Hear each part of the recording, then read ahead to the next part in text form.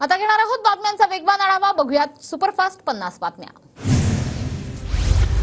राज्यातील मोठी धरणं 2018 नंतर प्रथमच 100% भरली। जलसंपदा विभागाची राज्य मंत्रिमंडळाच्या बैठकीत माहिती। पुणे शहराला पाणी पुरवठा करणाऱ्या खडकवासला प्रकल्पातील 4ही धरणं काठोकाठ भरली। खडकवासला धरणातून मुठा नदीत 16,159 क्युसेक इतक्या वेगाने विसर्ग। पुण्याच्या भोर तालुक्यातील नीरा देवघर धरणात पावसाचा जोर वाढला। धरणाच्या सांडव्यावरून 5,000 क्युसेक इतक्या वेगाने पाण्याचा विसर्ग नीरा नदीपात्रात सुरू। नदीकाठच्या गावांना सतर्कतेचा इशारा। जायकवाडी धरणाची पाणी पातळी 93.49% वर, तर धरणाच्या उजव्या कालव्यातून माजलगाव धरणाकरता 500 क्युसेक इतक्या वेगाने पाण्याचा विसर्ग।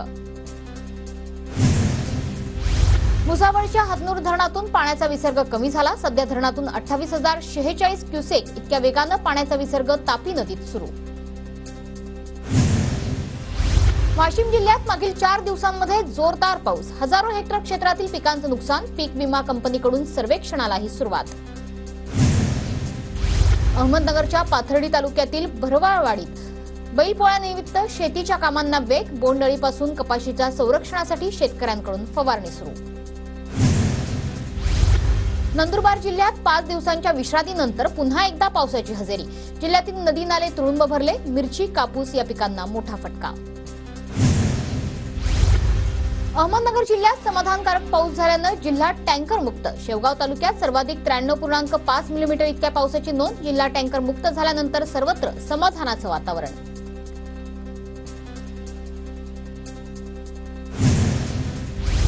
पुण्यातील भिडे पुलावरील वाहतूक बंद। खडकवासला धरणातून पाण्याचा विसर्ग वाढवल्यानंतर वाहतूक बंद।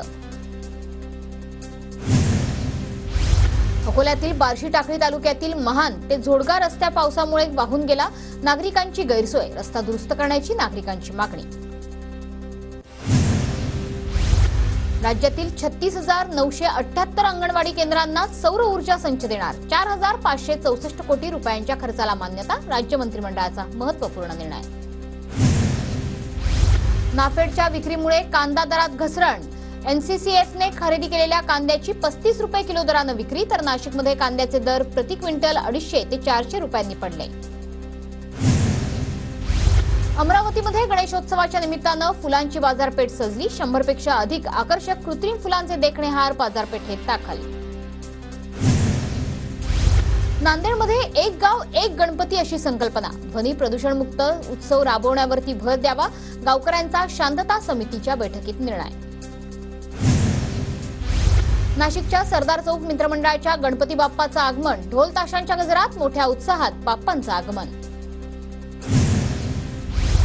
तुळजाभवानी दिव्यांग बालगृहातील अनाथ बालकांनी साकारल्या सुबक गणेश मूर्ती। धाराशिवच्या उमरग्यात मूर्ती विक्रीस ठेवल्या जाणार।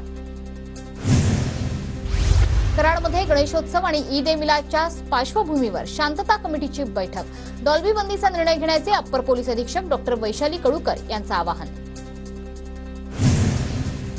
छत्रपती संभाजीनगरच्या वैजापुरात गट विकास अधिकाऱ्यांच्या दालनासमोर ठिय्या आंदोलन।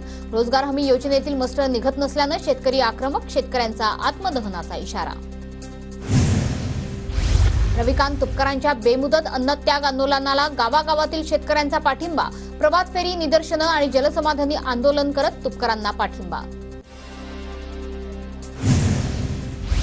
पुण्यातील आंबेगाव विधानसभेत मंत्री दिलीप वळसे पाटील आणि देवदत्त निकमांच्या कार्यकर्त्यांमध्ये बाचाबाची। भीमाशंकर साखर कारखान्याच्या वार्षिक सर्वसाधारण सभेत गोंधळ।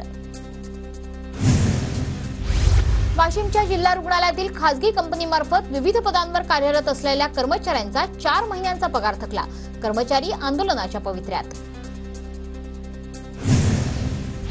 गोंदियाच्या पूर गावात रस्त्यासाठी ठिय्या आंदोलन। भाजप आमदार आंदोलनाच्या तयारीत। अधिकारी ऐकत नसल्यानं आमदारांचा आरोप।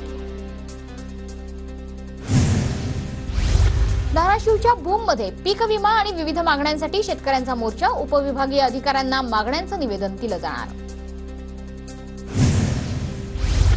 अकोला जिल्ह्यातल्या बार्शी टाकळी तालुक्यातील विजोरा ते गोरवा या रस्त्यासाठी रास्ता रोको आंदोलन। स्थानिक नागरिक आक्रमक। राज्यातील 20 पेक्षा कमी पटसंख्येच्या शाळांमध्ये सेवानिवृत्त किंवा कंत्राटी शिक्षकांची नियुक्ती। शालेय शिक्षण विभागाचा नवा निर्णय। राज्य शासकीय कर्मचाऱ्यांसाठी सुधारित पेन्शन योजना मंजूर. सुधारित पेन्शन योजनेचा अध्यादेश लवकरच येणार. राज्यातील सुमारे 17 लाख कर्मचाऱ्यांना याचा फायदा होणार.